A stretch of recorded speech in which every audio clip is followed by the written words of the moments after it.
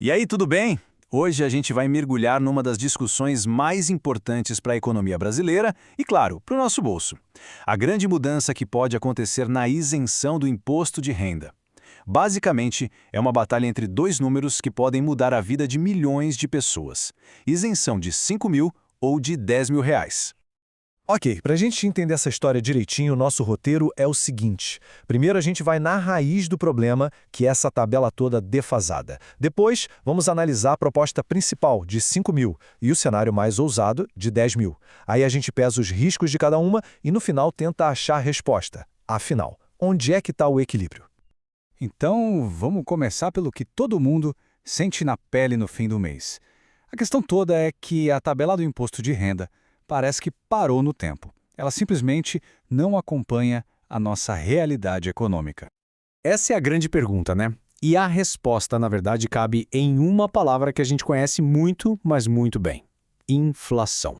Pensa comigo, seu salário sobe um pouquinho para tentar compensar a alta dos preços, certo? Só que a tabela do imposto, que define quem paga e quanto paga, continua lá paradona. O que acontece? Você acaba caindo numa faixa de imposto mais alta e paga mais, mesmo sem estar ganhando mais de verdade. É como se o governo estivesse levando um pedaço do seu reajuste. Agora se prepara, porque esse número aqui é de cair o queixo, 167%.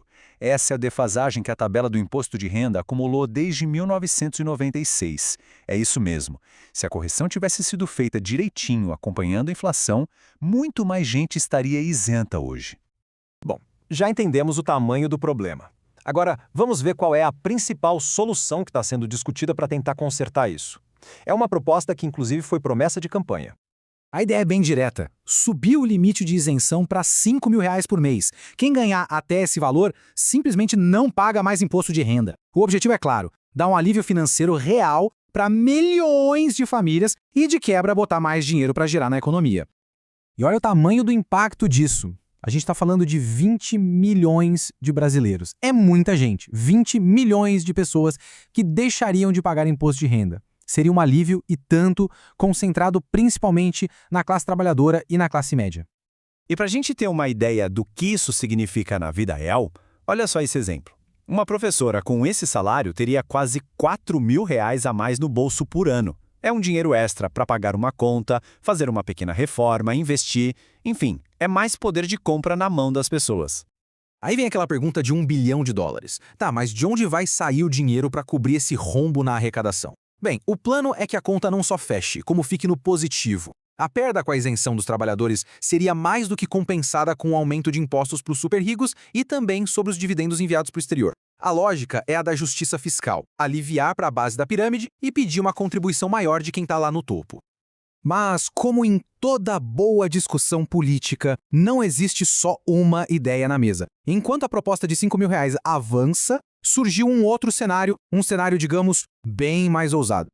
Exato. A proposta alternativa foi basicamente dobrar a aposta, isentar totalmente do imposto de renda quem ganha até 10 mil reais por mês.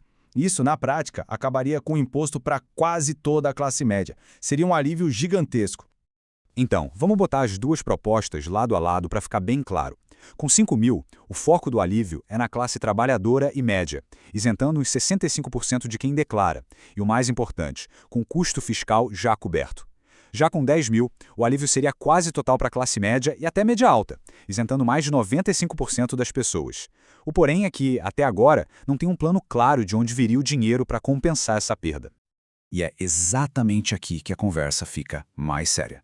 Porque, claro, um benefício fiscal muito maior também vem com perguntas maiores e com riscos que a gente não pode simplesmente ignorar. A discussão sobre a isenção de 10 mil reais levanta alguns pontos bem críticos. Por um lado, quem defende diz que seria um estímulo enorme ao consumo. Por outro, muitos analistas econômicos acendem um alerta. Eles falam do risco de um rombo nas contas do governo, da carga de impostos ficar concentrada em um grupo minúsculo de pessoas e de ser uma medida considerada populista, sem um plano financeiro sustentável. E para a gente ter uma ideia de onde o Brasil ficaria no mapa mundi dos impostos, dá uma olhada nisso. Mesmo a proposta de 5 mil reais, que é a mais pé no chão, já nos colocaria num patamar bem generoso. O nosso nível de isenção comparado com a renda per capita seria maior que o de países como os Estados Unidos e o Japão.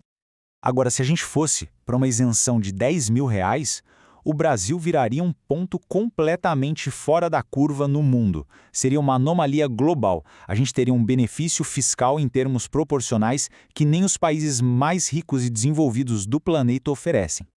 Certo? Vamos juntar as peças desse quebra-cabeça. A gente tem na mesa dois caminhos bem diferentes e a escolha entre eles vai desenhar o futuro não só do nosso sistema de impostos, mas do bolso de cada brasileiro. Diante de tudo isso, muitos especialistas apontam para um caminho mais gradual, mais prudente. A ideia seria, primeiro, implementar a isenção de R$ 5.000, que já é um baita avanço e tem as contas fechadas. Depois, observar com calma os efeitos disso na economia e na arrecadação. E só então, com base em dados, avaliar se dá para ampliar esse benefício de forma responsável. Resumindo a ópera, a proposta de R$ 5.000 é vista como um passo concreto, positivo e, crucialmente, financeiramente viável. Já a de 10 mil, embora seja um alívio muito maior, carrega um debate enorme sobre o risco fiscal e a falta de um plano claro para bancar essa conta toda. E isso tudo nos leva à pergunta final que fica para a gente refletir. Nessa busca por um imposto mais justo, onde é que está o ponto de equilíbrio perfeito para o Brasil? Entre dar um alívio imediato e necessário para a população e garantir a saúde das contas públicas para o futuro. Encontrar essa resposta é o grande desafio que vai definir a nossa economia nos próximos anos.